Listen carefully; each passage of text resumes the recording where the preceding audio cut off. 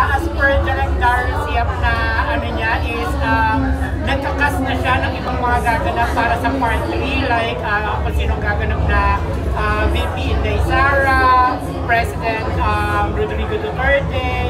Yeah, ewan ko, hindi ko pa alam yung iba pero ang alam ko sinisimulan na rin. So recent na yun? Yeah. Yan na ba yung Mabuhay Aloha Mabuhay? Yes, yun yung Mabuhay Aloha Mabuhay. Yun yung talagang mom. May role ka na ba talaga doon na pwede mo sabihin? Ayun, so hindi talaga pwede sabihin pero ano, sa napag-uusapan naman mukhang nandun ako kasi ang mag-iitakbo naman ng kwento ng Mabuhay Aloha Mabuhay is from 2016 to 2022. So since 2022, I was with Senator Amy Marcos, so feeling ko nandun din siya.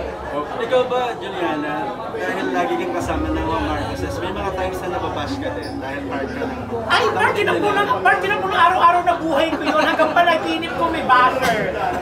Hindi, pero ako naman kasi, since day one na nakasama ko si Senator Amy Marcos, parang hindi na rin naman nabago sa akin ng mga bashers kasi from winning Miss Q&A hanggang sa nakapag-artista, lagi namang nandiyan sila. Pero siguro mas ano lang ngayon, mas malala, pero ganun talaga. Pero balita na mayaman ka na daw. Balita lang yun, pero pipilitin natin maging totoo.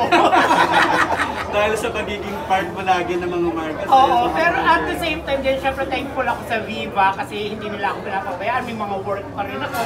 Bukod sa may work ako kay Senator Amy, may work ako sa Viva. So, pinakamatinding bash na na-receive mo during that time na ito, about Marcos. Siguro ayun, yung nag-trending na pinost yung pagkakautang ko during the pandemic na nadama yung pangalan ng mama ko. Yun yung pinaka-worst. Pero maganda naman yung naging kapalit. Nakita nyo naman, nag-ambagan ang lahat ng unit yung sa Gcash ko, di ba? Maganda naging kapalit. Magkano na kaumanan? Siguro umabot yun ng, I think, 700,000. Wow! Kulang-kulang 1 million. Malaman ka na nga. Kulang. Tiyari! Dineclare mo ba yan sa BIR? Baka may pinakahulin. Ayun nga ang problema. Hanggang ngayon, hindi ko pa nakukuha. Pero isa rin sa mga controversial on your part, parang hindi ka na raw visible sa ABS ngayon. Siguro kasi wala lang swak na offer. Kaya hindi ako... Pero may mga offer naman. O talagang parang... Wala pa naman. Siguro in time, baka naghahanap lang din sila ng tamang role para sa akin. Lalo na nagbalik na si Coco since galing ako ng probinsyano for 2 years. So hopefully, di ba, maging part ka ng Batang Quiapo? Sana, why not? Ako naman, I'm open to work with ABS-CBN family again. Siyempre, sa kanila ako nanggaling, produkto nila ako. And never naman ako nag-burn bridges sa kanila kahit pumirma ako sa Viva. Ikaw daw dapat yung role na may kasi binanggihan mo daw. Wow! Anak ko yan! Yun, ganon.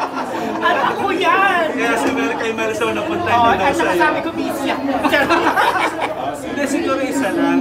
Kasi syempre parang matagal ka rin namin ng interview about dun sa case din yun ni Vice. Kamusta na kayo ni Vice? Hindi pa kami nagkikita, hindi pa rin kami nakakapag-usap, pero I think okay naman ang lahat.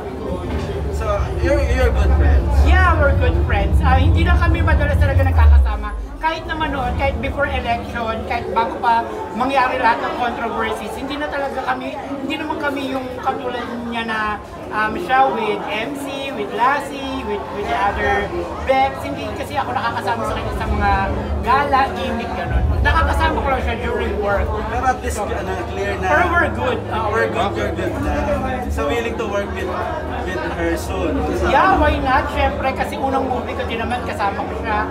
So, if may chance, bakit hindi? Juliana, na-post ba yung cyber libel na cyber libel na inano sa inyo ng Attorney Vince Tanyada? Actually, wala ako natatanggap. Ito na, from Made in Malacanang to murder until na wala naman ako natatanggap na subpoena or kahit na anong complaint. So I guess parang wala naman. Pero ready ka if ever na? Yeah, I'm ready kasi tulad nga ng sinabi ko, ako naman kaya kong humingi ng umanhin sa publiko kung alam ko may nagawa akong mali. Pero kung alam ko lang wala akong nagagawang mali, so bakit ako matatakot? Feeling ko naman kahit sinong tao pwede magbigay ng review sa mga pelikulang pinapanood natin. At ang ginawa ko naman, nagbigay lang din ako ng review, ng opinion at nagko-graduate. At nagiging ingat ka na rin sa mga